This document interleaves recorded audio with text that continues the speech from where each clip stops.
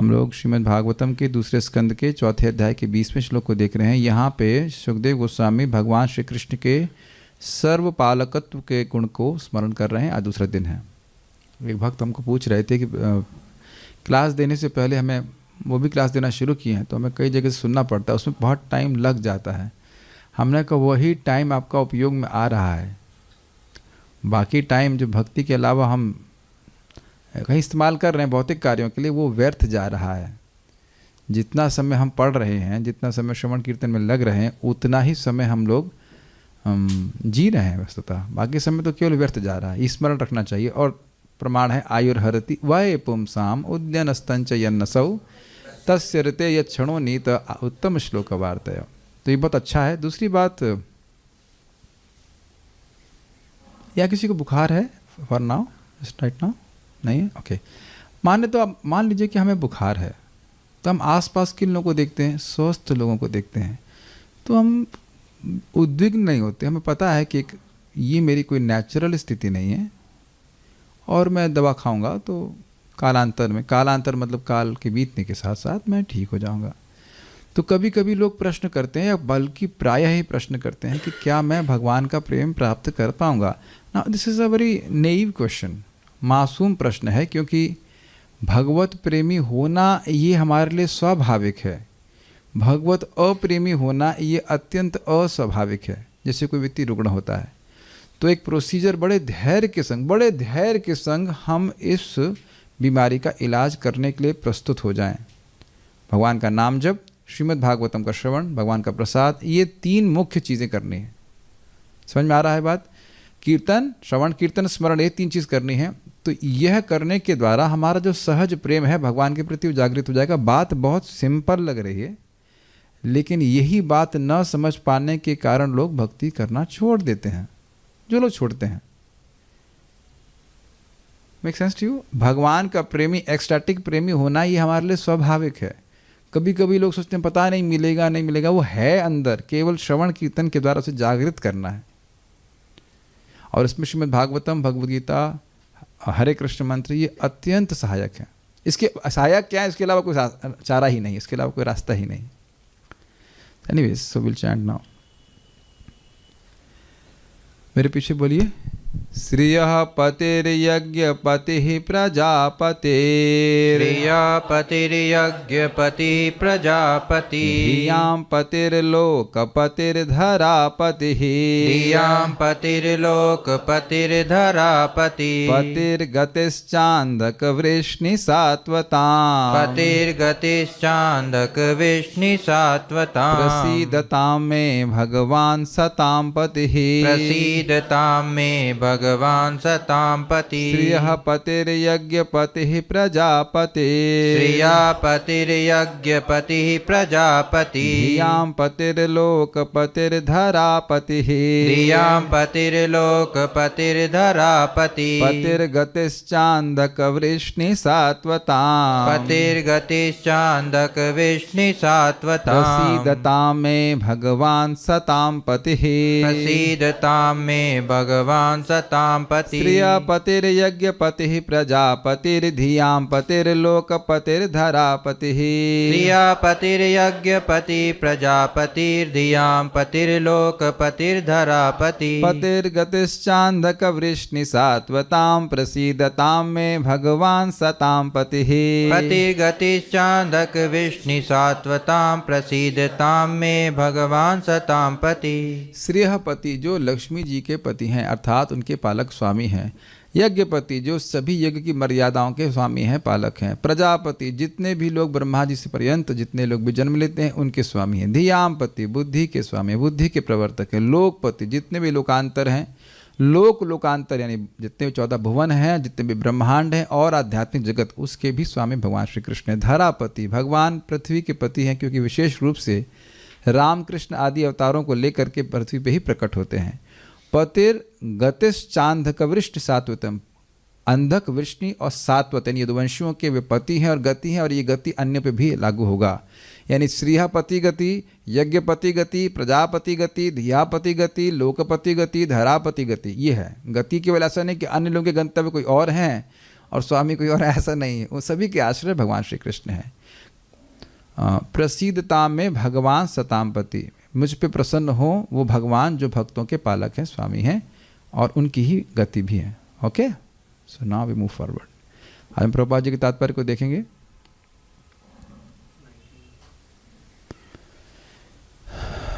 तात्पर्य, चूंकि सुखदेव गोस्वामी प्रमुख गतव्यलीक अर्थात देश कपट हैं, अतएव वे भगवान श्री कृष्ण के संबंध में अपनी अनुभूति को समस्त सिद्धियों का सार भगवान बताते हैं। ये पिछले श्लोक से लेना होगा, जहाँ पे जरा पिछला श्लोक दिखाइए। गतव्यलीकर अजशंकरादि वितर्क लिंगो भगवान प्रसिद्धताम। श्लोक जरा दिखाइए 19। स एष आत्मात्मवतामधीश्वरस्त्रयीमयो धर्ममयस्तपोमयः गतव्यलीकैरजशंकरादिभिर्वितर्क्यलिंगो भगवान प्रसीदताम। भगवान का अद्भुत स्वरूप कैसा है, वह उनके द्वारा अनुभव किया जाता है जो गतवलीक हैं, जिन्होंने निष्कपट भाव से भजन किया, जैसे कि ब्रह्मा जी, शंकर जी और आदि में आगे ना, आदि मीन्स एक्सेट्रा, उनकी लीनिएज में, उनके परंपरा में अन्य लोग भी हैं। तो सुखदेव गोस्वामी किसकी परंपरा में हैं? ब्रह्मा जी की परंपरा। ब्रह्मा जी से नारद, नारद जी से व्यासदेव, व्यासदेव जी से सुखदेव गोस्वामी को प्राप्त हुआ। तो इसलिए कह रहे हैं कि प्रभुपाद यहाँ पे बोल रहे हैं कि जितने भी गतव्यलीक हैं पिछले श्लोक से उठा करके, कि उसमें सुखदेव गोस्वामी जी प्रमुख हैं और वे भगवान का अनुभव अपने इस भजन के द्वारा, निष्कपट भजन के द्वारा कर रहे हैं, इसलिए वो बोल रहे हैं। ये एक इंटरेस्टिंग बात है कि ये श्लोक जो हमें दिख रहा है, ये बहुत बड़ा रिवलेशन है। क्यों? कि लोकांतर तो दिख रहे हैं, लेकिन ये कोई नहीं समझ रहा ना इनको देख करके इसके स्वामी कौन है। चलिए बिल्कुल भागवत भूल जाइए। अरे क्या बोल रहे हैं? हाँ, इस समय एकदम भागवत भूल जाइए और बाहर चलते हैं। बाहर नहीं चलते हैं, बस खाली मन से बाहर जाइए और तारों को देखिए। बचपन में ये प्रश्न जरूर माँ से किया होगा कि तारे किसने बनाए? कितने लोगों ने प्रश्न किया था? 1 2 3 4 5। यस, बचपन में स्वाभाविक रूप से प्रश्न बच्चा करता है कि मम्मा ये तारा किसने बनाया? अब मम्मा के पिताजी को तो पता नहीं था, तो मम्मा कुछ बोल नहीं पाई, पता नहीं किसने बनाया, कोई उत्तर नहीं आया होगा। तो ये कोई रिवोल्यूशन है ना कि ये सभी चीज़ों की सृष्टा भगवान है। आप श्लोक तो सुन लिए, लेकिन अभी बाहर जाकर के आप चंद्रमा देखें, कहीं चंद्रमा, सूर्य, तारे सब कुछ भगवान श्री कृष्ण बनाए। ये क्या रिवोल्यूशन नहीं है? This is revealed knowledge. ये अनुभूति भी है सुखदेव गोस्वामी की। प्रत्येक व्यक्ति लक्ष्मी जी की कृपा का आकांक्षी रहता है, लेकिन लोग ये नहीं जानते कि भगवान श्री कृष्ण लक्ष्मी जी के प्रियतम पति हैं। उनकी एक पत्नी है, इसका नाम लक्ष्मी है। क्या गलती है इसमें? लक्ष्मी सहस्त्रशत संभ्रम सेव्यमानम गोविंदमादि पुरुषम तमहम भजामि। एक लक्ष्मी नहीं, सहस्त्रों लक्ष्मियाँ। मूल लक्ष्मी है श्रीमती राधा रानी, और उनकी विस्तार जो है सब गोपियाँ हैं, वो कृष्ण की सेवा में लगी हैं, और उनकी ही विस्तार सब आगे जाकर के वैकुंठ में लक्ष्मियाँ हैं।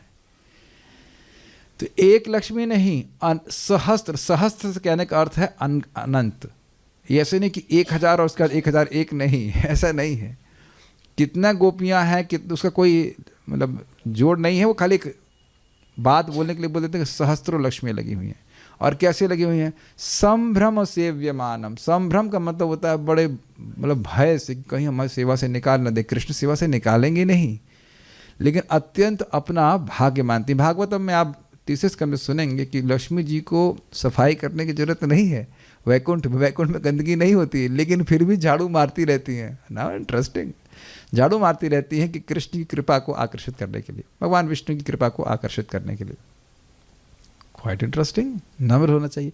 और आप माता द्रौपदी का संवाद 10वें स्कंद में जब सुनेंगे द्वारका की रानियों से, तो वह पूछ रही थी आपको भगवान कृष्ण कैसे पत्नी बनाए?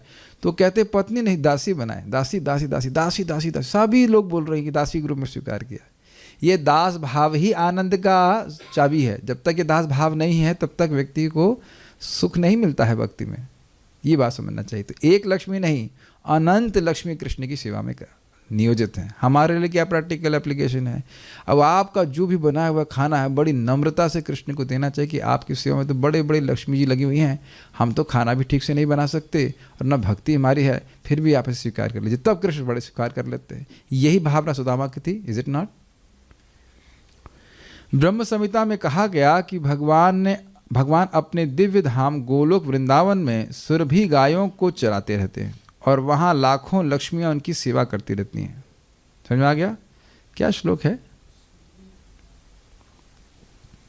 चिंतामणि प्रकर सद्म सुकल्प वृक्ष लक्षावृतेषु सुरभिरभिपालयन्तं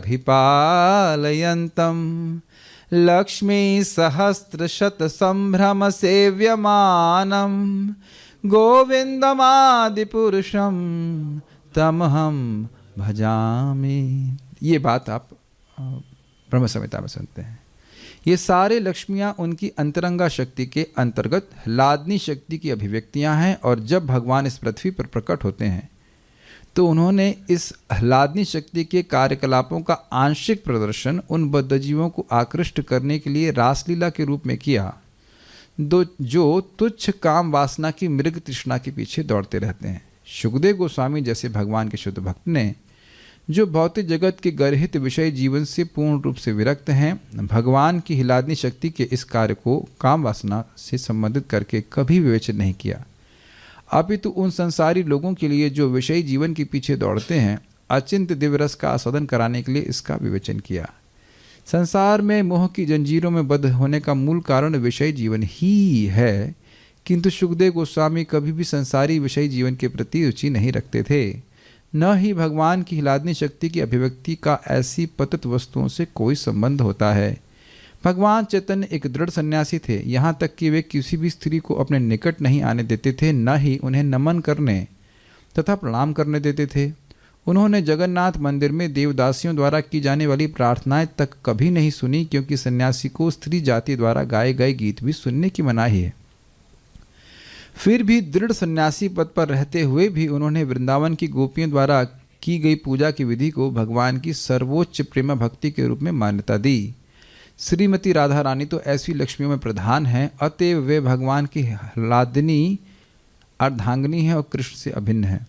तो यहाँ पे प्रभुपाद जी किसकी व्याख्या कर रहे हैं? श्रीयपति के शब्द की व्याख्या कर रहे हैं। हाईएस्ट लक्ष्मी कौन है? बहुत पॉइंट्स पकड़ लीजिए। लक्ष्मी जी, सॉरी श्रीमती राधा रानी। और वो क्या है? ह्लादनी है। कुछ लोग कोई शब्द नहीं शब्द समझ में आ रहे होंगे। ह्लादनी, संधिनी और संवित शक्तियाँ हैं।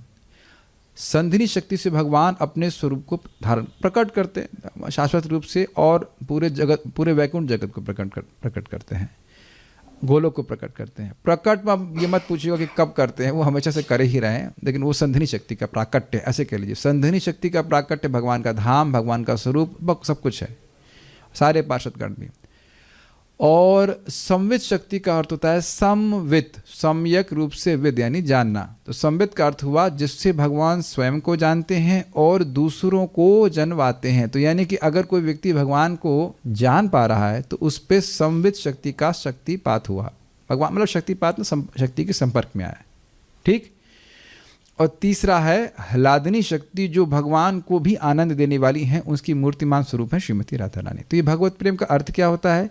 जब जीव के हृदय में इस ह्लादनी शक्ति का संचार होता है तो उसके हृदय में भी भगवान का प्रेम जागृत होने लगता है। ये अर्थ है। Is it all clear? और जितनी भी, मैं फिर से रिपीट कर रहा हूँ, श्रीमती राधा रानी, उनकी विस्तार हैं गोपियाँ और मंजरियाँ, जितने भी कुछ हैं, और उसके बाद उन्हीं की विस्तार आगे जा करके वैकुंठ की लक्ष्मियाँ जो कि सेवा करनी।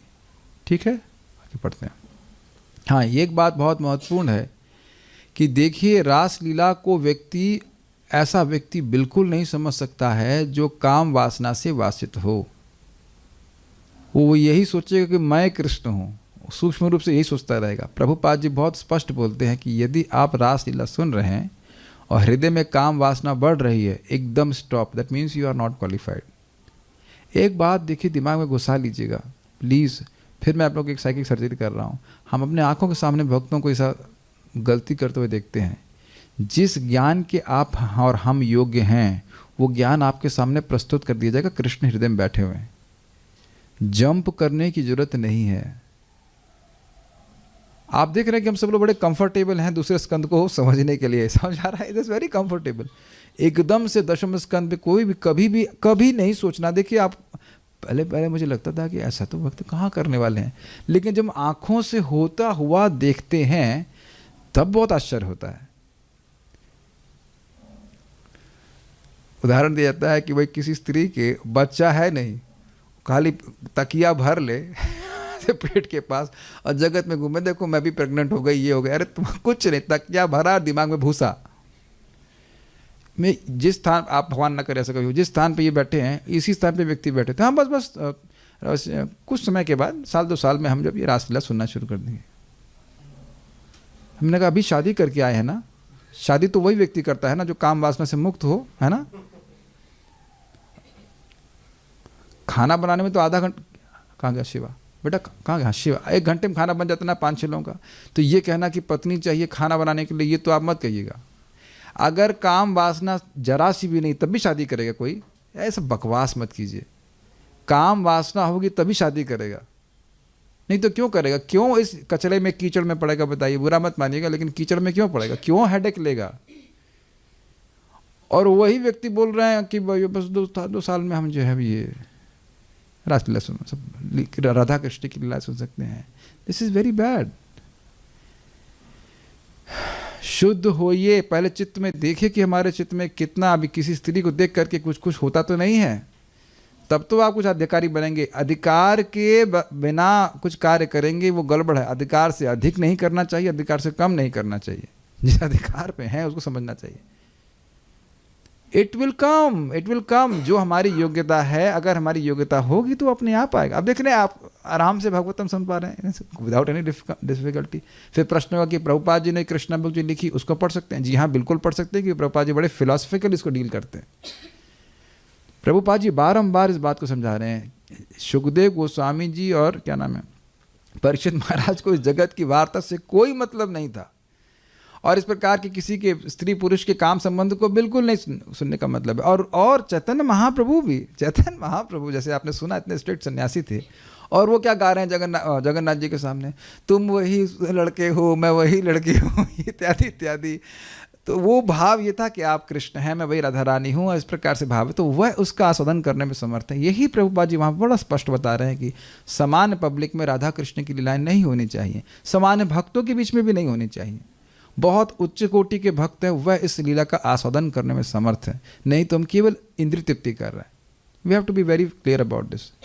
जब योग्य होंगे तब योग्य होंगे, जब कब योग्य होंगे? जब योग्य होंगे तब योग्य होंगे, not before that. Prabhupada ji से एक बार एक गृहस्थ भक्त ने कहा, क्या हम आप कुछ राधा कृष्ण की लीला सुना सकते हैं?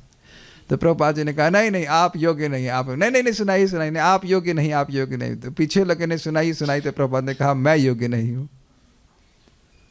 तो प्रभुपाद जी से बड़े परमहंस तो हम लोग नहीं हो गए ना, है कि नहीं?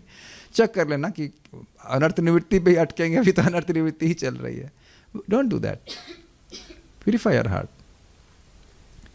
जीवन में आगे चलते हैं। जीवन में सर्वोच्च लाभ प्राप्त करने के लिए वैदिक अनुष्ठानों में विभिन्न प्रकार के यज्ञों को करने की संस्तुतियाँ की गई हैं। बहुत अच्छा कंसेप्ट है। बड़े बड़े यज्ञ करने से प्राप्त होने वाले वर अंततः लक्ष्मी जी द्वारा की गई कृपा ही हैं, और लक्ष्मी जी के पति या प्रीतम होने के कारण भगवान समस्त यज्ञों के भी स्वामी हैं। अब प्रभुपाद ने कितना सुंदर लिंग किया है, स्त्रियापति और यज्ञपति को लिंग कर दिया। कितना सुंदर है कि नहीं? कि भाई ये यज्ञपति क्यों है? यज्ञ से कुछ तुम कुछ संपदा चाहते हो ना, चाहे वो धन की हो, चाहे बुद्धि की हो, चाहे कुछ भी हो, तो वो लक्ष्मी जी के आशीर्वाद से ही आती है। कल भी मैं समझा रहा था ना कि Lakshmi ji is not only money. आप बुद्धि है, स्वास्थ्य है, जो कुछ भी है, ये सब तो संपद में ही आएगा ना। बीमार मान लो बहुत धन है, अब रोज 50,000 रुपये की दवा ही खा रहे हो, तो ऐसा जीवन से क्या फायदा? स्ट्रेचर पे लेटे हुए हैं, तो ऐसे धन का कोई मतलब नहीं है। हर प्रकार से पारिवारिक संबंध सब अच्छे हैं, तो हर प्रकार की संपदा जो है वह लक्ष्मी जी का ही आशीर्वाद है। और वो कैसे मिलता है? यज्ञ करने से, क्योंकि यज्ञ करने से भगवान संतुष्ट होते हैं, तो लक्ष्मी जी को का अनुग्रह उस व्यक्ति पे होता है। बहुत सुंदर। तो यज्ञपति क्यों है? क्योंकि स्त्रियापति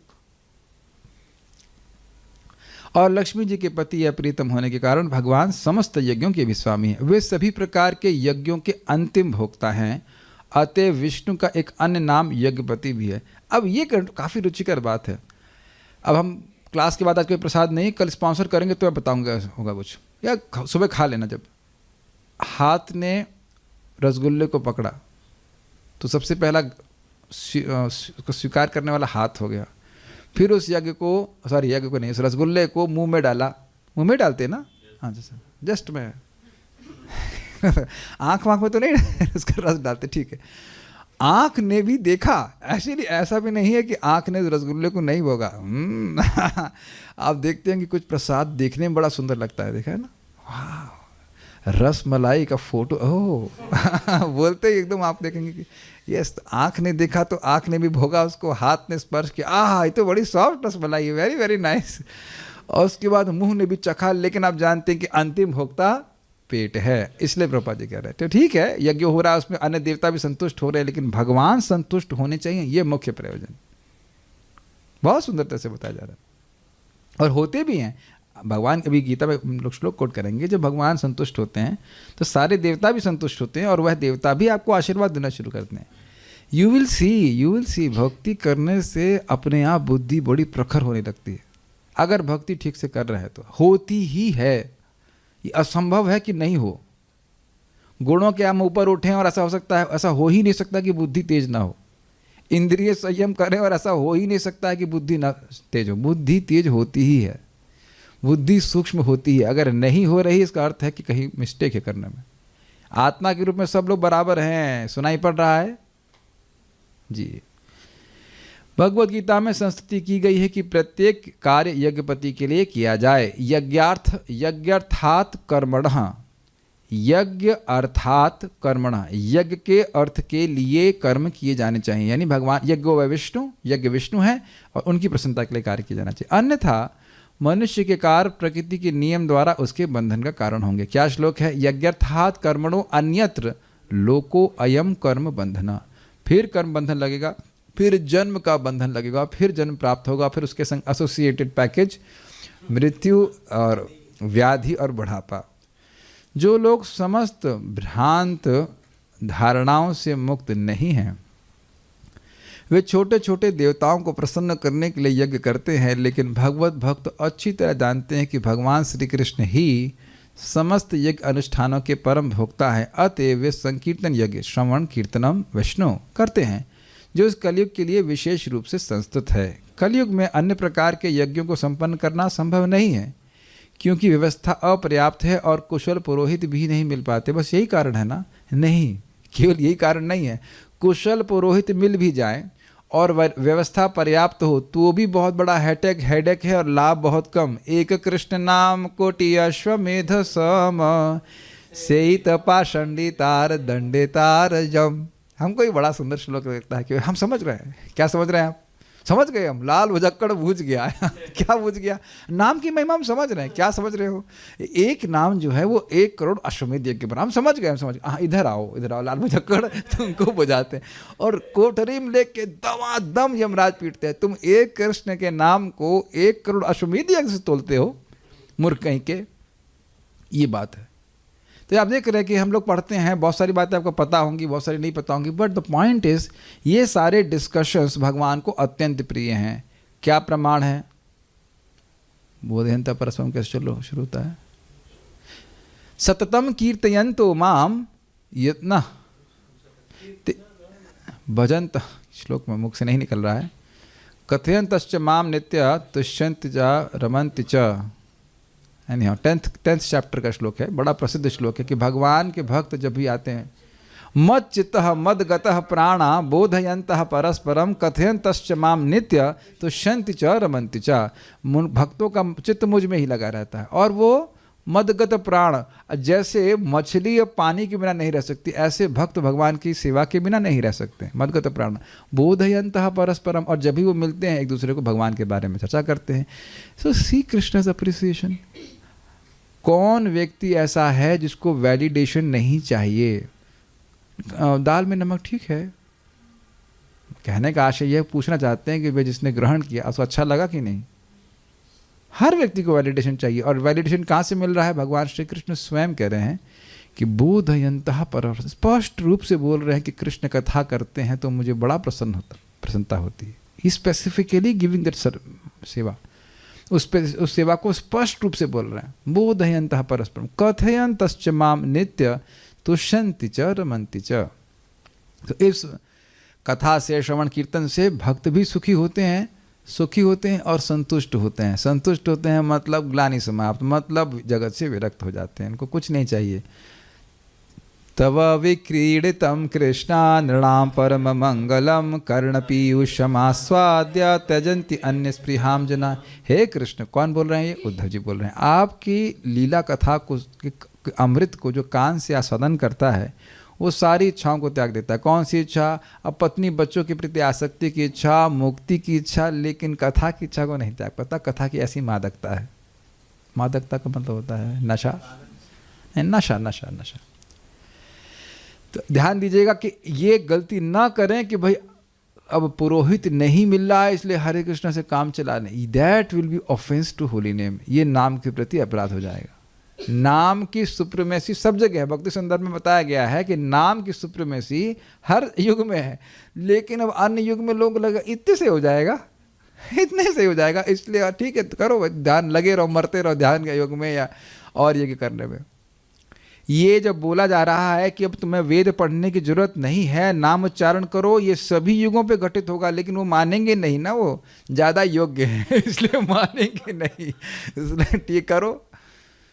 डज दैट मेक सेंस? ये प्रश्न उठाया क्या है? यमदूतों ने बताया भाई नाम, एक नाम से ही जब अनंत जन्मों के पाप नष्ट हो गए हैं तो इतने प्रायश्चित क्यों बताए गए हैं?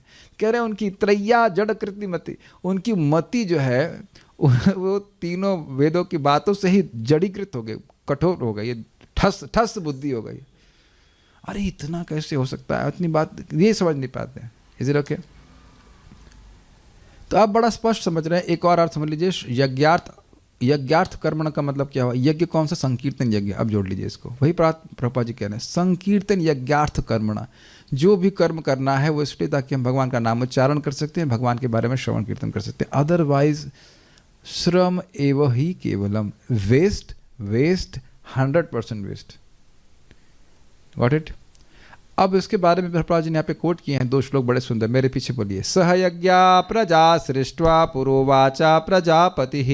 प्रायज्ञ प्रजा सृष्टा पुरोवाचा प्रजापति। अनेन प्रसविश्वध्वम एषो वो तुष्ट कामधो। अनेन प्रसविश्वध्वम आयुषो अनेन प्रसविश्वध्वम एष वो त्विष्ट कामधो। अनेन प्रसविष्यध्वम एष वो तिष्ठ कामधो। सृष्टि के प्रारंभ में समस्त प्राणियों के स्वामी प्रजापति ने विष्णु के लिए यज्ञ सहित मनुष्यों तथा देवताओं की संततियों को रचा और उनसे कहा, तुम इस यज्ञ से सुखी रहो, क्योंकि इसके करने से तुम्हें सुखपूर्वक रहने तथा मुक्ति प्राप्त करने के लिए समस्त वांछित वस्तुएं प्राप्त हो सकेंगी। ये प्रजापति कौन है? भगवान कृष्ण, भगवान विष्णु ही है। भगवान विष्णु ही इस प्रजा की, बहुत सुंदर बात बोले, प्रजा की सृष्टि कर रहे हैं और उपदेश दे रहे हैं कि यज्ञ करो। ये समझ लीजिएगा कि जगत में अगर यज्ञ में जीवन नहीं है तो सारी सुख सुविधा होते हुए भी व्यक्ति रोगी ही रहेगा, दुखी रहेगा, परेशान रहेगा। और बात क्या बोल रहे हैं आप, बहुत गुही है। भौतिक रूप से भी आप सुखपूर्वक जी पाओगे, और दूसरी बात, ऐसी बुद्धि और साधन प्राप्त होंगे जिससे हम मुक्त होते चले जाएं, भगवान की तरफ अग्रसर होते चले जाएं। इस जगत में जो यज्ञ में जीवन नहीं जीता है वैसे उसको भौतिक संसाधन मिल जाते हैं और नरक प्राप्ति के लिए समस्त वांछित वस्तुएं प्राप्त हो सकती हैं, हो जाती है। मैं कह तो रहा हूं, ये दिख रहा है सबको। जो यज्ञ में जीवन नहीं जीता है उसको हो सकता है कि पूर्व के कुछ कर्म के अनुसार वस्तुएं मिल जाएं, मिल ही जा रही हैं, लेकिन नरक प्राप्ति के लिए सभी वांछित वस्तुएं मिल जाती हैं। जो मैं बोल रहा हूँ वो सब लोग देख पा रहे हैं। शराब, अवैध स्त्री संग, जुआ, सब ऑटोमेटिक मिलने लगता है उसको, स्पेशली कलयुग में। क्या मैं गलत बोल रहा हूँ या आप लोग को दिख रहा है जगत में ऐसा होता हुआ? और यहाँ भी आप देखेंगे कि जैसे ही व्यक्ति भक्ति करना शुरू करता है, 1-2 माला करना शुरू किया उसने, कुछ व्यवस्था बनती चली जाती है, उसे भक्तों का संग प्राप्त हो जाता है, वो कथा सुनने लगता है। It just comes comes comes comes. ये कृष्ण का गिफ्ट है। मैं इससे पहले आगे जाऊं, ये देखने का सामर्थ्य होगा तो आपका जीवन कल से चेंज हो जाएगा, बिल्कुल चेंज हो जाएगा। ऐसे काफ़ी चेंज हो गया है, लेकिन यज्ञ करना है, यज्ञ करना है, आज आखिरी दिन है, यज्ञ करना है, धर्म करना है, यज्ञ करना है, यज्ञ करना है। मैं फिर से समझाने का प्रयास कर रहा हूँ। यज्ञ करने से दो चीज़ें क्या होंगी? एक, भौतिक जीवन आपका आसान हो जाएगा, कुछ कार्य करना पड़ेगा। परम पूज्य राधा गोविंद महाराज कहते हैं भाई मान लो आपका 10 लाख रुपए का चेक आया है पोस्ट ऑफिस में, तो पोस्ट ऑफिस तक तो जाना पड़ेगा ना आपको, पोस्ट ऑफिस जाना पड़ेगा, या फिर आपका चेक है उसको बैंक तो भुनाने के लिए जाना पड़ेगा। तो या मान लो गूगल पे कुछ तो बटन तो कुछ तो देखना पड़ेगा ना, उतना तो करना ही पड़ेगा। लेकिन आया तो कृपा से ही है ना। You will have to work less, much less, we will be much less miserable. सब लोग शांत हो गए क्या? बहुत बहुत काम करना पड़ रहा है। जो लोग, ये बारंबार मैं भक्तों को बोलता हूँ, उन लोगों को विश्वास नहीं होता। जो लोग सुबह अपनी 16 माला जप कर ले रहे हैं, उनके जीवन में आप देखेंगे भौतिक लाइफ भी बहुत आसान हो जा रही है। और आप लोग आंखें गोल हो जाते हैं, ये कैसे हुआ, ये कैसे हो गया, ये कैसे हो रहा है, ये कैसे हो रहा है? बेटा तुम यज्ञ कर रहे हो इसलिए हो रहा है। But don't become comfortable in this life. ये अब तो चिल चल रहा है, अब यही रहता हूँ, नहीं ये नहीं करना है। लेकिन ये बहुत सुंदर बात है, जो भी आपकी मुक्ति के लिए चाहिए वो सब मिल जाएगा। This is very mystical. आपको जादू निशा नहीं लग रहा है? जो भी आपको चाहिए भक्ति में प्रगति करने के लिए भगवान देते जाएंगे, देते जाएंगे, देते जाएंगे, देते जाएंगे। बहुत अच्छा श्लोक है, बहुत अच्छा श्लोक है। लोगों को विश्वास नहीं होता है शुरुआत में, लेकिन ये भगवत गीता की बात है। भगवान संतुष्ट हो रहे हैं तो सारे देवी देवता लग जाते हैं भक्त की सहायता करने में।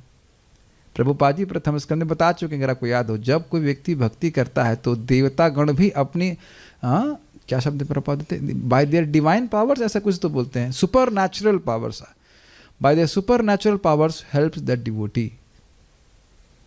आप अपने देखिएगा, आप वाकई महसूस करेंगे कि बिकम मोर, जैसे जैसे आपकी इंद्रियां संयमित होती जाएंगी वैसे वैसे आप अधिक शक्तिशाली हो जाते हो। ये सीक्रेट है जो समझ नहीं पाते। प्रभुपाद बोल रहे हैं पुरुषों को पता ही नहीं कि केवल ब्रह्मचर्य का पालन करने से व्यक्ति कितना शक्तिशाली हो जाता है। गांधी जी ने 36 साल की उम्र से ब्रह्मचर्य का पालन करना शुरू किया और देखिए कितने शक्तिशाली हो गए थे। उनको तो भक्ति के बारे में पता भी नहीं था ज़्यादा, केवल ब्रह्मचर्य के पालन से कितना स्ट्रांग हो जा रहा है। तो वो भी एक प्रकार का यज्ञ है, उसको भी गीता में वर्णित किया गया है। यज्ञ means denying the interest of the senses. इंद्रियों के अर्थ को मना करना, ये यज्ञ कहलाता है।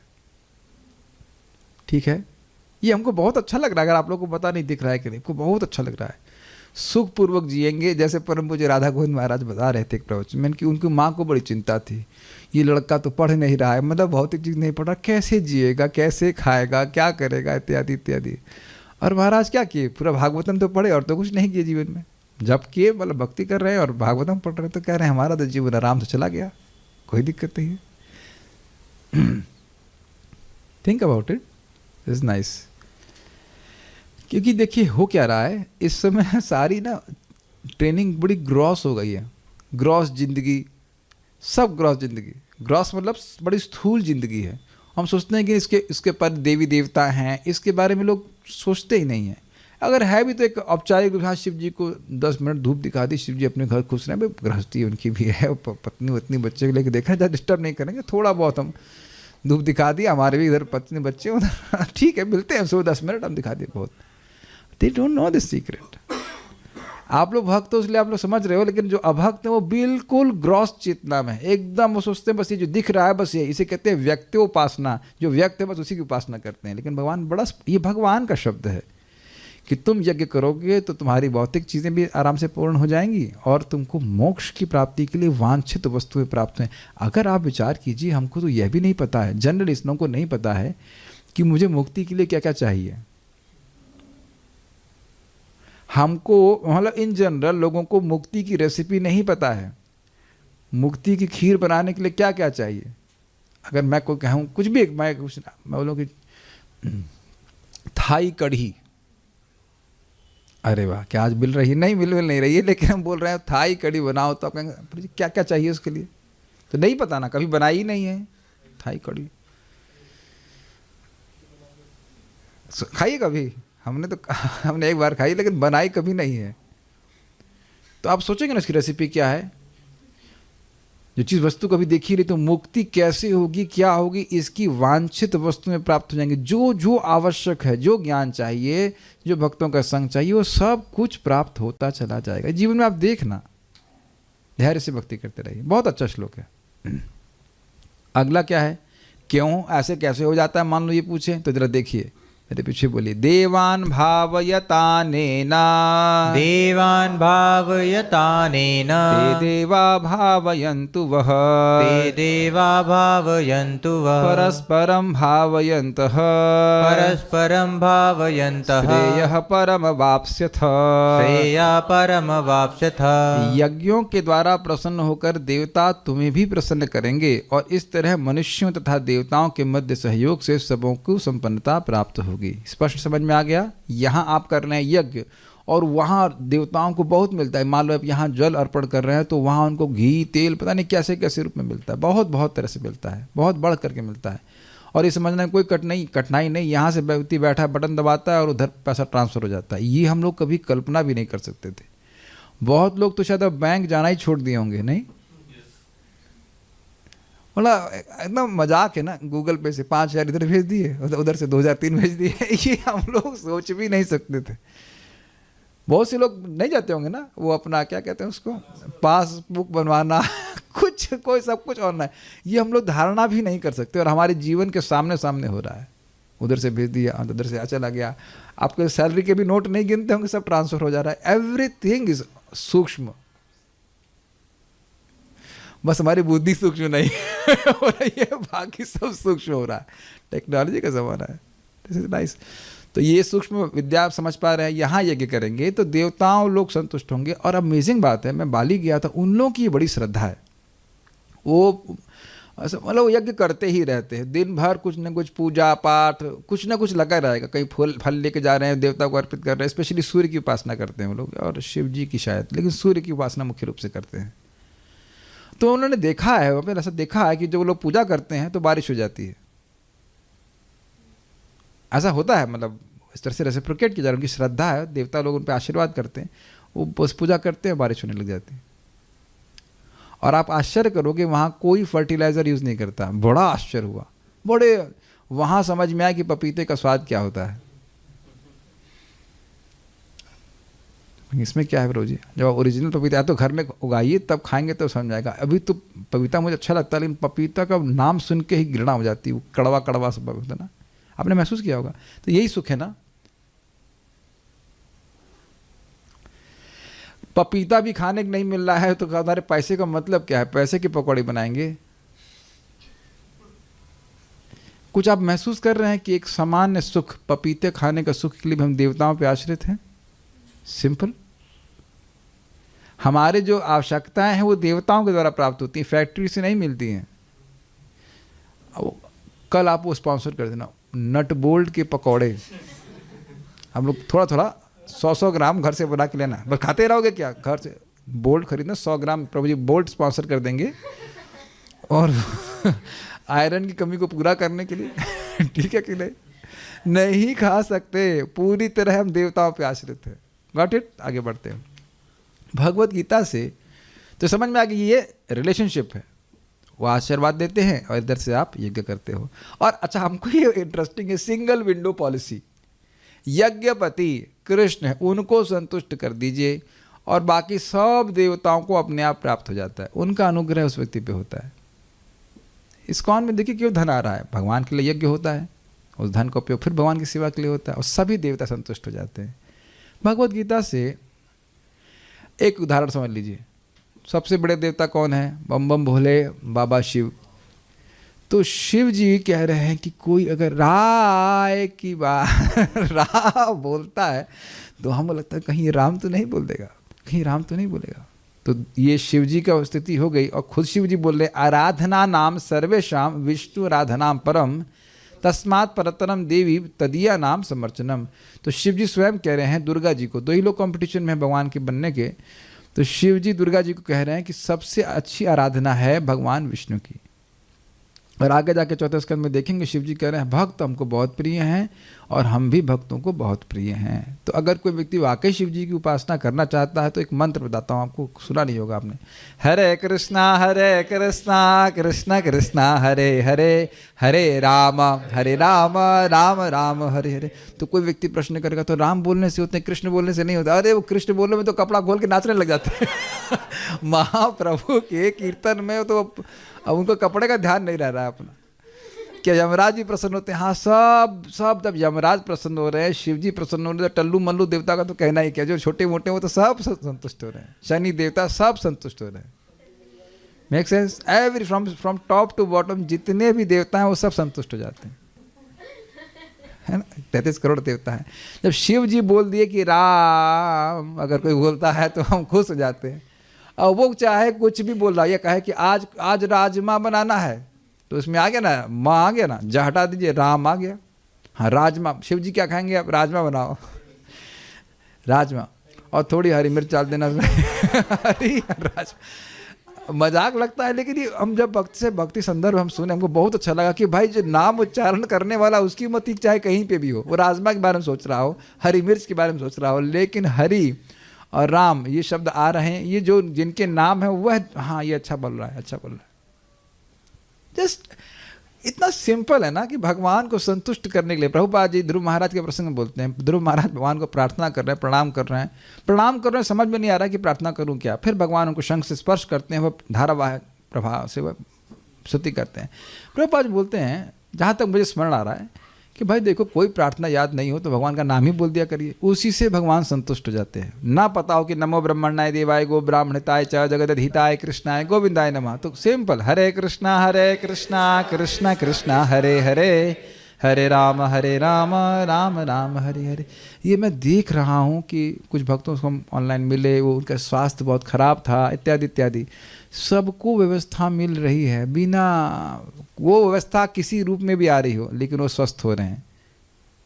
हम व्यवस्था का नाम नहीं ले रहे, लेकिन व्यवस्था आंखों से देख रहा हूँ, सामने से देख रहा हूँ कि वो स्वस्थ हो रहे हैं ताकि वो भगवान का भजन कर सकें। ये ट्राइड चैंटिंग हेल्थ इश्यूज की वजह से जो भी कुछ करके है सबकी व्यवस्था सॉल्व हो रही है, और जो आपके चार्ट में लिखा है उसके विपरीत हो रही है।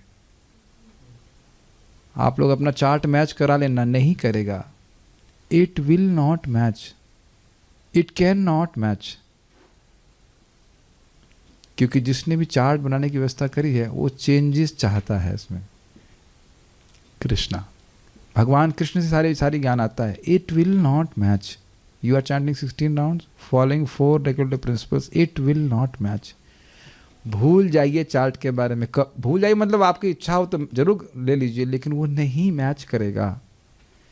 ये जो एस्ट्रोलॉजर है ना बड़े बड़े, वह भी बोलते हैं कि नहीं मैच करता। एक उदाहरण मैं आपको दूंगा, बड़ा रुचिकर। एक सन्यासी दूसरे सन्यासी के बारे में बता रहे थे कि उनको एक एस्ट्रोलॉजर आकर, बड़े प्रकांड एस्ट्रोलॉजर आकर बोले कि तुम 3 महीने में, जब वो ब्रह्मचारी थे, 3 महीने में अपनी शादी की मिठाई हमको खिलाओगे ही। आज तक वो मिठाई नहीं आई आज तक मिठाई नहीं है। बाद में वो ब्रह्मचारी सन्यास ले लिए, बड़े कॉन्फिडेंस से बोले थे। कर्माणि निर्दहत किंतु च भक्ति भाजाम। और आप अजामिल का प्रसंग भी जानते हैं। तो ये सबसे बड़ा यज्ञ है, इसके यज्ञपति भगवान श्री कृष्ण हैं, वो संतुष्ट हो जाते हैं, बाकी सारे देवता संतुष्ट हो जाते हैं। भगवद गीता से हमें ये सूचना मिलती है। एक आपको मैं और रुचिकर बात बताऊं, अब ये आप लोग विश्वास करेंगे कि नहीं करेंगे, लेकिन देखिए ये बात मुझे बरसाना के रामकृष्ण प्रभु भी बोले। आप लोग पता नहीं कितना विश्वास करेंगे, उन पर भी उनके पास भी भूत आते हैं, उनका कुछ कर नहीं पाते हैं, अपना कुछ करवाने के लिए आते हैं। कुछ समझ पा रहे हैं मेरी बात? आयेंद्र प्रभु पे भी के पास भी आते थे, वो उनका कुछ नहीं कर पा रहे थे, वो अपना उसका भक्त का स्पर्श करके या भक्ति शरीर में कुछ प्रवेश करके उसके भजन का लाभ लेना चाहते हैं। वो प्रेतात्मा है, परेशान होते हैं। ऐसा नहीं कि भक्त कंट्रोल कर लेते हैं, बस मैं कुछ समझा पा रहा हूँ। उनका संग प्राप्त करके वह शुद्ध होना चाहते हैं। वो मुझे बोले हैं इस प्रकार से कई बार। एक व्यक्ति उनके सर्प उनके आश्रम में घूम रहा था, कुटिया में, उसको बहुत मारने का प्रयास किया, भगाने का प्रयास किया, वो हुआ, बाद में शायद मार दिया गया। तो वो फिर रात्रि में एक स्वप्न में रूप में आया था कि हम तुम्हारा उद्धार कर देते, इसलिए हम तुम्हारी कुटिया में आए थे। He has many mystical experiences. Not only him, many devotees. तो हम खाली बोल रहे हैं कि ये सारे लोग आप कहेंगे कि भाई ये तो संतुष्ट नहीं हो रहे, ये भी संतुष्ट हो रहे हैं, ये भगवान के भक्तों के पास आना चाहते हैं। आप लोग को समझ में नहीं आ रहा होगा मेरी बात, ताकि उनकी नेगेटिविटी शुद्ध हो और आगे जाकर कुछ प्रगति कर सकें। जैसे कि प्रमाण है धुंधकारी, अब तो स्पष्ट है। धुंधकारी भूत प्रेत योनि में था और अपने भाई गोकर्ण के सपने में आ रहा था ना, सपने में मतलब विजन सा दिख रहा था कि मेरा उद्धार कर दो, मेरा उद्धार कर दो, इत्यादि इत्यादि। तो आप जानते हैं भागवत बोली, उसके द्वारा उनका उद्धार हो गया। ऐसा नहीं था वो गोकर्ण जी को पकड़ लिया था, ऐसा नहीं हो रहा था, उनके चरणों को पकड़ रहा था, अगर ऐसे कहा जाए तो। भगवत गीता से हमें ये सूचना मिलती है कि ब्रह्मा ने ब्रह्मांड में बद्धजीवों को जन्म देने के पश्चात उन्हें यज्ञ करने तथा संपन्न जीवन बिताने का आदेश दिया। संपन्न जीवन का आदेश समझ पा रहे हैं किस तरह से दे? ये नहीं कि अब तुम गधे की तरह काम कर रहे हो पैसा कमाने के लिए। यज्ञ करोगे तो अपने आप तुम्हारे जीवन में संपन्नता आएगी। ये बात प्रभुपाद जी कह रहे हैं। एक एक लाइन को ठीक ठीक समझने का प्रयास कीजिएगा। ऐसे यज्ञों के संपन्न करने से बद्ध जीवों को कभी भी जीवन निर्वाह करने में कठिनाई नहीं होती।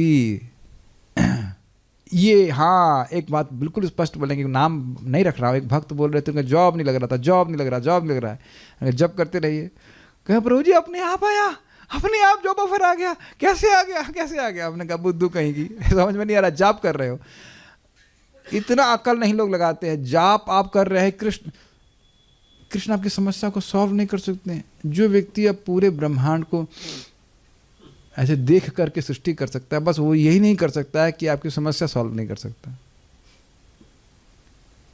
इस जगत में कभी आपने महसूस किया हो कि बहुत भूखे थे और बहुत बढ़िया प्रसाद किसी ने खिला दिया तो लोग बोलते बेटा क्या चाहिए तुमको, कुछ चाहिए? ये सहज होता है कि नहीं? ऐसे आप प्रसाद भगवान को भोग लगा रहे हैं, जाप कर रहे हैं, कृष्ण संतुष्ट हो रहे हैं। संतुष्ट नहीं हो रहे, महाप्रभु क्या बोल रहे हैं? कृतार्थ होइला आमी सुनाइला हरिनाम। इतनी बांग्ला समझते पारे आपने? एट बांग्ला बुझते पारे? कृतार्थ होइला आमी, मैं कृतार्थ होगा। क्यों भाई कृतार्थ हो गए? क्या कर दिया हमने? सुनाइला हरिनाम, मुझे हरिनाम सुना दिया आपने। इतने तो भगवान शिव जी, सारे लोग, दुर्गा जी तो इस्कॉन की इनिशिएटिव डिवोटी हैं, हरिदास ठाकुर जी की दीक्षा डिसाइपल, शिक्षा डिसाइपल। तो सब लोग तो सब आशीर्वाद देने के लिए बैठे हुए हैं ना। तो आपको जीवन में कठिनाई क्या आएगी? किस यहाँ पे उपस्थित किसी भक्त के जीवन में कोई दिक्कत है? कोई स्वेटर वेटर की कोई दिक्कत हो, मोजा टोपी, पूरी ऑडी नहीं मिल रही है तो ऑडी क्या करोगे? ऑडी क्या करोगे आप? तो जब इधर रूम वालों को तो नहीं दिक्कत हो रही है, जूम वालों में से किसी व्यक्ति को भी खाने पीने कोई दिक्कत ना, वाह, कोई भी हाथ नहीं खड़ा कर रहा। Very good, very good. तो ये जिस दिन भूखे हो बता दीजिएगा, गूगल पे नंबर दे दीजिएगा, हम लोग जरूर कोई ना कोई भक्त को बोल देगा ट्रांसफर का, जरूरत ही नहीं पड़ेगी, मर ही नहीं सकते। महाराज बड़ा अच्छा बोलते हैं, देखे सुने न भक्त भिखारी। बस समझ में आ गया? ठीक है। ऐसे आगरा में हमारे एक भक्त है, वो खुद आके बता रहे थे, ललित मोहन प्रभु, कि उनका जहाँ का जॉब था, वो कह रहे अन्य लोगों को मिलते हैं 15 रुपये एक ऑर्डर डिलीवर करने के लिए, मेरे को मिलते हैं 20 रुपये। क्यों? क्योंकि ये child Hare Krishna, Krishna has to give you some extra facility हर चीज़ में। हमारे एक भक्त हैं अमृत बापू प्रभु बोल रहे थे, हमारे जो मित्र हैं हमसे बड़ा जलन करते हैं, यार तुम कुछ करते बहुत कम हो और तुम्हारा प्रमोशन बहुत होता जाता है। हाँ, अभी मेरे मामा जी भी आए, अभी उच्च पोजीशन पे हैं, उनको अब यूपी के सारे उसमें डायरेक्टर बनने का ऑफर दिया जा रहा है इत्यादि। कहते हैं ना हम अब भक्ति करना चाहते हैं। मतलब उनको नहीं बोले कि भक्ति करना चाहते हैं, इट जस्ट कम्स। हमारे रत्नेश प्रभु को बता रहे थे, वो प्रमोशन ही नहीं है 20 साल से। जब से मैनेजर के रूप में कहते हैं, वो कौन काम करेगा, हम बस जब करना चाहते हैं, भक्ति करना चाहते हैं। और दैट इज अमेजिंग ना, 20 साल हो गए जब से ज्वाइन किया, कहते हैं मैं प्रमोशन लेता ही नहीं हूँ, government job, it just comes. अभी आपने भी तो प्रमोशन को रिजेक्ट किया अभी, कि नहीं भाई भक्ति करने का मौका कम मिलेगा, है कि नहीं? और शायद उसके लिए प्रार्थना किया था आपने, नहीं प्रमोशन के लिए प्रार्थना किया था आपने, अब वो अपने आप आता है। शायद सब लोगों को अब मेरा लेक्चर अच्छा लग रहा होगा। ये अपने आप आएगा, अपने आप आएगा, नहीं चाहेगी। ये भगवान के भक्त शब्द हैं, मद भक्ति लभते अंजसा, बड़ी आसानी से प्राप्त हो जाता है। लेकिन आप जानते हैं कि क्या करेंगे इसका? जितना आवश्यक है भगवान जरूर देंगे। वे देखेंगे कि उनकी उन्नति आध्यात्मिक जगत में सहज में ही हो गई और जीव का वही वास्तविक स्वरूप है। अपने आप वो देखेंगे इस यज्ञ करने से, दे आर गेटिंग प्यूरिफाइड। ये बहुत सुंदर बात है। यज्ञमय जीवन मतलब शुद्ध होता वाला जीवन। बहुत सुंदर बात प्रभुपाद जी कह रहे हैं, माता is an illusion, mother is an illusion.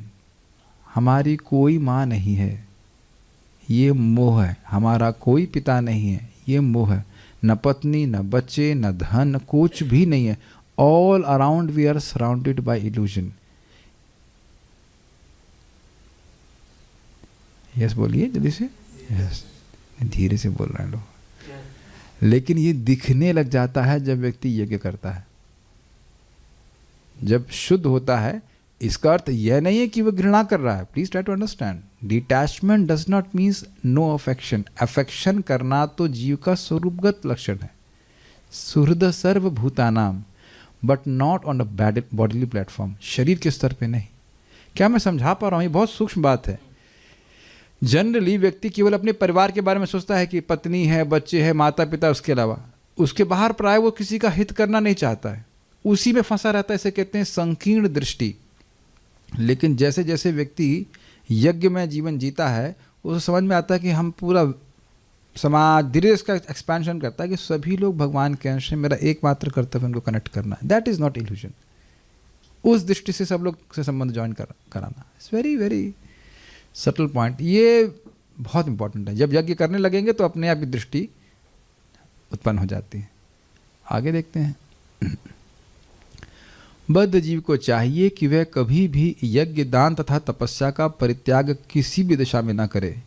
ऐसे सभी यज्ञों का उद्देश्य यज्ञपति अर्थात भगवान को प्रसन्न करना है, इसलिए भगवान प्रजापति भी हैं। अब प्रभुपाद ने यज्ञपति और प्रजापति को लिंक कर दिया, उसको हम आगे सुनेंगे। लेकिन प्रजा को क्या चाहिए? सुख संपत्ति आवे, कष्ट मिटे, तन का। यज्ञ करो चुपचाप। अच्छा ठीक है, अभी ये करते, स्वाहा स्वाहा आहा, जो भी कुछ आप कर रहे हो। इसलिए प्रजा के पालक भी हैं। देख रहे हैं प्रभुपाद एक धागे से बांधते जा रहे हैं सारी चीजों को। श्रेयपति क्यों, यज्ञपति क्यों है कि श्रेयपति, सारा कुछ उनके पास ही है। और यज्ञपति क्यों है? क्योंकि प्रजापति क्यों है? क्योंकि यज्ञपति। प्रजा क्या करेगी? प्रकृष्ट ने जो जन्म ली है वो सुखी से कैसे रहेगी? भगवान यज्ञ की स्वामी, यज्ञ भगवान विष्णु की सेवा करके। तो इसलिए उनके भी पालक, उनके भी स्वामी, उनके भी कंट्रोलर हो गए। एक बात यहाँ बहुत महत्वपूर्ण, उसको बोल के हम यहाँ रुकेंगे। 18वें अध्याय में एक बात बोली गई है कि कुछ लोग कहते हैं कि यज्ञ, दान, तपस्या को एक समय में त्याग देना चाहिए, और कुछ लोग कहते हैं करते रहना चाहिए। तो क्या करना चाहिए? तो भगवान बड़ा स्पष्ट कहते हैं, यज्ञ दान तपः कर्म न त्याज्यम कार्यमेव तत्। यज्ञ दान तपः कर्म पावनानि मनीषिणाम। यज्ञ, दान और तपस्या को कभी भी नहीं त्यागना चाहिए। क्यों? यज्ञ, दान और तपस्या मनुष्यों को भी पवित्र करने वाली है। तो उसकी क्या जरूरत है? मनुष्य का जीवन ही पवित्रता कर लाने के लिए है। The only purpose of human form of life is to purify our consciousness. तो वो दिव्य वाला श्लोक कैसे शुरू होता है? नायम देहो देह भाजाम नृलोके कष्टान कामान अर्हत विदभुजाम ये। तपो दिव्यम पुत्र काये न सत्वम शुद्धे तस्मात् ब्रह्म सौख्यम तुनंतम। ना अयम देह, ये जो देह मिला है ना, देह भाजाम नृलोके, बहुत से लोगों को देह प्राप्त हुआ है, कुत्ता का देह, गाय का देह इत्यादि, उसमें से जिनको ये मनुष्य जन्म प्राप्त हुआ है। ना अयम देह, ना अयम देह, बाकी सारे देहों की बात हो रही है, अलग, वो अलग है। ना अयम देह, ये देह देख रहे हैं, ये जो देह देख रहे हैं, अयम देह, हाँ आपका देह नहीं, आपका भी देह देह नहीं, देह, देह, सॉरी, देह। समझ में आ रहा है? ना अयम देह, ये जूम के डिवोटीज को मैं देख रहा हूँ, ये देह जो दिख रहे हैं मुझे, और जो देह नहीं भी दिख रहे हैं, चिप्स खा रहे हैं, उनको भी बोल रहा हूँ कि ये अयम देह, यह देह। 551 हमको बहुत प्रिय लगता है श्लोक, प्रभुपाद खूब से बोले, अयम देह, नायम देह, ना अयम देह, यह देह, नायम देह, देहो भाजाम नृलोके। नृलोके, इस मनुष्य लोक में बहुत से लोग देह को धारण करने वाले, लेकिन अयम देह, ये मनुष्य का देह। कष्टान कामान अर्हति विडभुजाम ये, यह उन कामनाओं की पूर्ति के लिए नहीं है जो कष्ट देने वाली हैं। और दो फेवरेट जानवर कौन से हैं? हाँ, सुअर और कुत्ता। कष्टान कामान अर्हति विडभुजाम, यहाँ एक ही है, विडभुजाम। विड समझ रहे हैं? विड मतलब विष्ठा, विष्ठा खाने वाला गांव का सुअर। तो जो उसको भोग प्राप्त है उसके लिए नहीं है। और समझो कि भाई यही भोग प्राप्त करने के चक्कर में दोबारा ये शरीर प्राप्त हुआ जो कष्ट दे रहा है। कष्टान कामान अर्हति, योग्य नहीं है, ना अर्हति। तो क्या करें इस देह से? तपो दिव्यम पुत्रकायेन सत्वम शुद्धेत। हे पुत्रों, हे पुत्रियों, जो भी कह लीजिए, दिव्य तपस्या करो, यानी कि यज्ञमय जीवन जियो। उससे क्या हो जाएगा? सत्व शुद्ध हो जाएगा, अंतःकरण शुद्ध हो जाएगा। तो उससे क्या हो जाएगा? शुद्धे तस्मात् यस्मात् ब्रह्म सौख्यम तु अनंतम। उससे तुम दिव्य सुख प्राप्त करोगे। वो कितना है? अनंत है। ये बात भगवान ऋषभदेव बोल रहे हैं। तो आप समझ में आए ये सब बातें हम क्यों कह रहे हैं? यज्ञ दान तपः कर्म न त्याज्यम कार्यमेव तत् यज्ञ दान तपः कर्मा पावनानि मनीषिणाम। श्लोक कुछ चढ़ रहा है मन में। यज्ञ दान तपः कर्म न त्याज्यम कार्यम एव तत्। यज्ञ दान और तपस्या को कभी भी नहीं त्यागना चाहिए। तो क्यों नहीं त्यागना चाहिए? हम तो बुद्धिमान हो गए। अच्छा, बुद्धिमान हो गए, जरा सुनो बुद्धिमान। यज्ञ दान तपः कर्म पावनानि मनीषिणाम। यज्ञ दान और तपस्या मनुष्यों को भी पावन करने वाले हैं। ये जगत का स्वरूप ही है कि सुबह से शुरू करते हैं, अगर भजन नहीं करेंगे शाम तक कलुषित हो ही जाएंगे। इसलिए सुबह शाम की व्यवस्था की गई है कि हम ये यज्ञ करें। Do you feel purified after all this discussion? I also purified. हर व्यक्ति महसूस करेगा कि हम कुछ शुद्धिकरण हुआ है, और ये बढ़ता जाता है, बढ़ता जाता है, बढ़ता जाता है। बुद्धू लोग सोचते हैं कि कुछ नहीं हुआ, हम अब भागवत नहीं सुने तो कुछ नहीं हुआ, या भागवत सुन ली तो क्या हो गया? बहुत कुछ हुआ। उसको नियमित रूप से करते रहेंगे तो 20 साल में देखिएगा, 20 साल तो बहुत ज़्यादा हो गया, 5 साल भी बहुत ज़्यादा हो गया, 1 साल भी ज़्यादा हो गया, 6 महीने नियमित रूप से श्रीमद् भागवतम को सुनिए और फिर देखिएगा क्या वैसे ही सोचते थे जैसे पहले सोच रहे हैं। असंभव।